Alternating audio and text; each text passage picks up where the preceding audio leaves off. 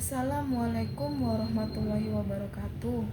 Perkenalkan, nama saya Putri Sri Amanda dengan NIM 2330106031 dari jurusan Tadris Biologi B. Baiklah, di sini saya akan menjelaskan struktur dari kromosom, struktur DNA, dan letak gen dalam kromosom.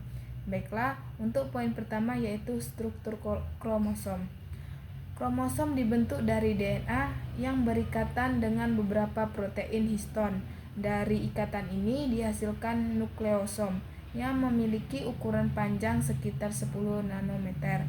Kemudian, nukleosom akan membentuk lilitan-lilitan yang sangat banyak yang menjadi penyusun dari kromatid atau lengan kromosom.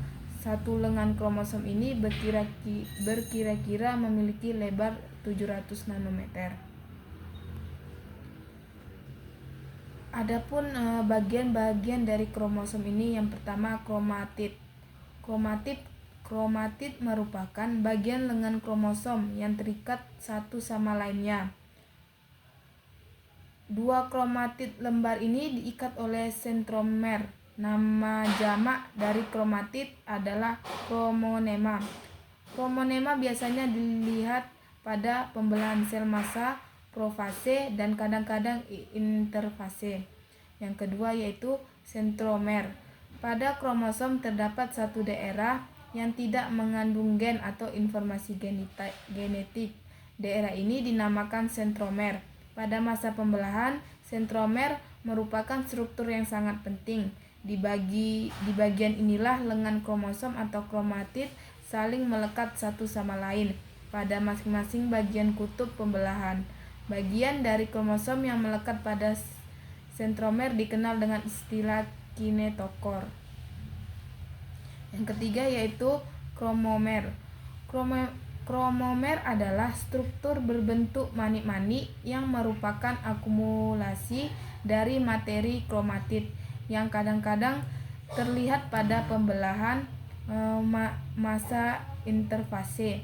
Pada kromosom yang telah mengalami pembelahan berkali-kali, biasanya kromomer ini sangat jelas terlihat. Yang keempat yaitu telomer. Telomer adalah bagian berisi DNA pada kromosom. Fungsinya untuk menjaga stabilitas ujung kromosom agar DNA-nya tidak terurai. Selanjutnya yaitu poin kedua, struktur dari DNA. Struktur DNA merupakan fondasi dari genetik modern. DNA adalah molekul yang membawa informasi genetik yang mendasar bagi semua bentuk kehidupan.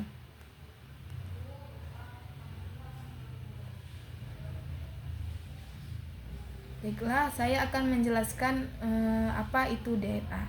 DNA adalah molekul yang terdiri dari dua untai panjang yang disebut sebagai double helix atau helix ganda. Setiap untai terdiri dari serangkaian nukleotida yang terdiri dari basa nitrogen, gula deoksiribosa, dan gugus fosfat. Basa nitrogen yang terdapat dalam DNA terdiri dari adenin, timin, sitosin, dan guanin.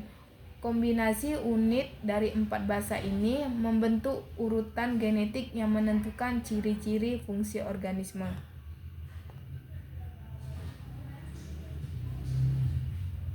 Struktur DNA adalah molekul kunci yang menyimpan informasi genetik dalam semua bentuk kehidupan. Struktur molekul ini terdiri dari dua untai panjang yang membentuk spiral yang disebut heliks ganda. Setiap untai DNA terdiri dari serangkaian nukleotida yang terikat bersama. Nukleotida terdiri dari 3 komponen utama, yaitu basa nitrogen atau adenin, timin, sitosin, dan guanin. Gula deoksiribosa dan gugus fosfat. Basa nitrogen membentuk pasangan yang konsisten. Adenin selalu berpasangan dengan timin dan sitosin selalu berpasangan dengan guanin. Struktur heliks ganda DNA sangat penting karena berperan dalam berbagai proses biologis, termasuk replikasi DNA, transkripsi, dan ekspresi gen.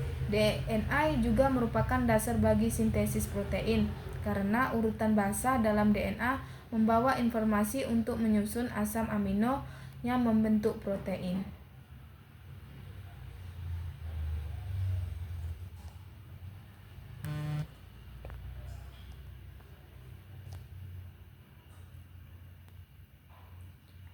Ketika sel berkembang biak, DNA harus direplikasi untuk menghasilkan salinan identik dari dirinya sendiri. Struktur heliks ganda memungkinkan pembelahan yang akurat sehingga setiap sel anak menerima salinan yang sama dari informasi genetiknya. Dalam sintesis protein, DNA ditranskripsi menjadi RNA yang kemudian ditranslasi menjadi rantaian polipeptida yang membentuk protein. Ini adalah salah satu contoh penting dari bagaimana struktur DNA menyimpan dan mentransmisikan informasi genetik yang diperlukan untuk fungsi seluler. Adapun peran struktur DNA dalam pewaris genetik. Struktur DNA memainkan peran kunci dalam proses pewarisan genetik dari satu generasi ke generasi berikutnya. Berikut adalah beberapa peran penting dari struktur DNA dalam pewarisan genetik. Yang pertama yaitu replikasi DNA. Sebelum sel membelah, DNA harus direplikasi untuk membuat salinan identik dari dirinya sendiri. Struktur heliks ganda DNA memungkinkan untai-untai DNA untuk dipisahkan dari setiap untai menjadi cetakan untuk pembuatan untai baru yang sesuai. Ini memastikan bahwa setiap sel anak menerima salinan yang sama dari informasi genetiknya.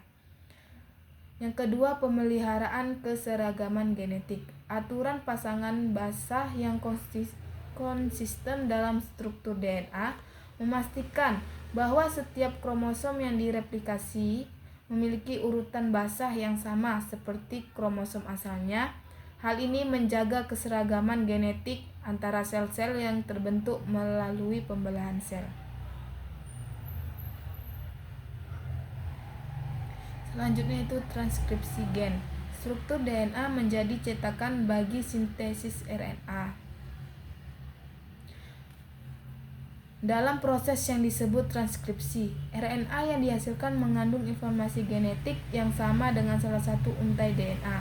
Ini memungkinkan informasi genetik untuk dibaca dan diinterpretasikan oleh sel untuk menghasilkan protein dan mengatur sebagai fungsi seluler.